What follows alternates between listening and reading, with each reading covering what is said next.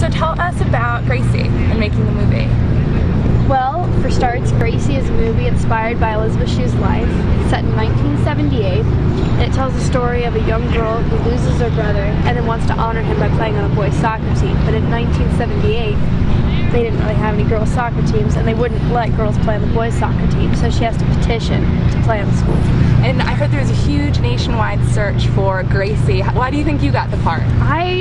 Honestly, I don't know. There are so many amazing girls out there, and they were looking for a soccer girl. Yeah. And there was 2,000 girls that were soccer girls that were interviewed. Oh, wow. And then they only had a few actresses that came in that interviewed for it. Mm-hmm. And for some unknown reason, I got the part, and as soon as I got it, I was determined to make sure that all the soccer girls that tried out for it were proud of this movie, because it's a movie for them. Yeah. It's a real girl power movie. So. Yeah, it definitely is. Had you played soccer before?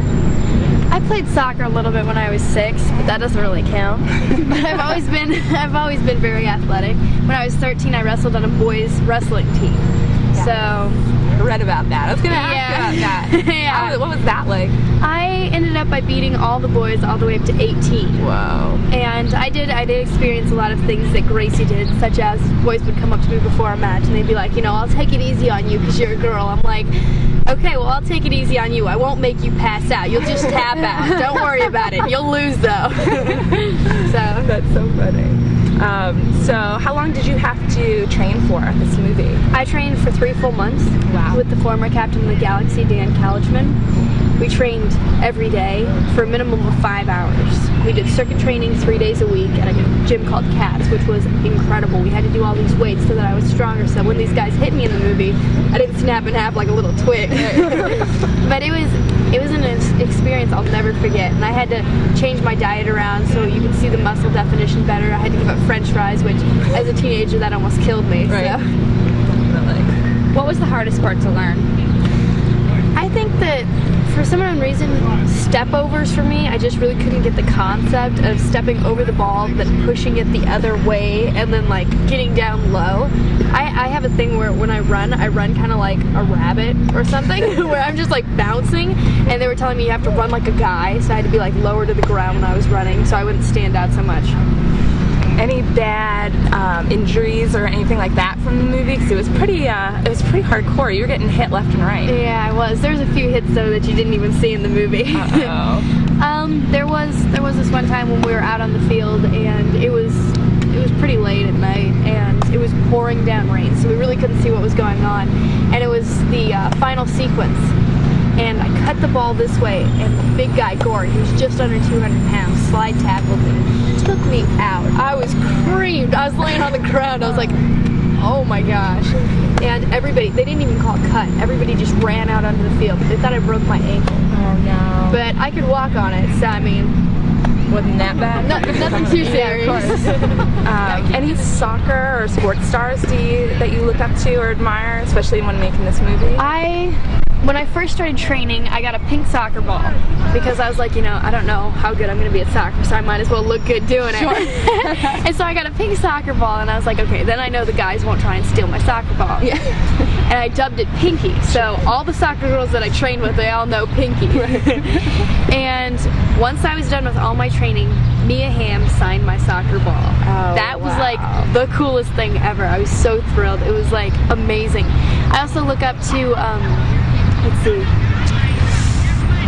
Landon Donovan and David Beckham. Oh. Of course, David Beckham. Yeah. I mean, who doesn't like the guy? I have a poster of him actually on my wall in my room, and for the Got Milk ad where he has his shirt off. I'm like, oh my gosh. You're like, this is strictly for soccer purposes. Yeah, I know. My boyfriend comes over. I'm like, it's soccer, honey. Don't worry about it. He's my soccer idol. Exactly. What was it like working with Elizabeth Shue, since it was sort of, you know, it was about her story, based on it a little bit, and she's also, you know, acting in it and producing it and all that. She's an incredible actress and an incredible woman. She has this fierce spirit about her that every single time she like talks, it's like everybody wants to listen, and every single time she comes on screen, it's like the angels are singing, and she like everybody wants to watch her.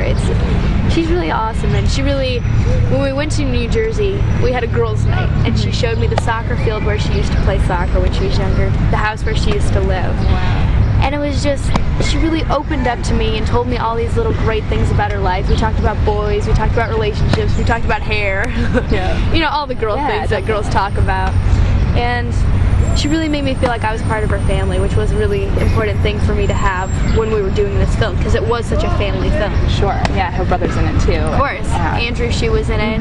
Her younger brother John, he helped with some of the financing for it. Her husband Davis was the director of the movie. So it was like, it's a real family movie. Yeah, What was it like playing with real soccer players? Did they haze you at all?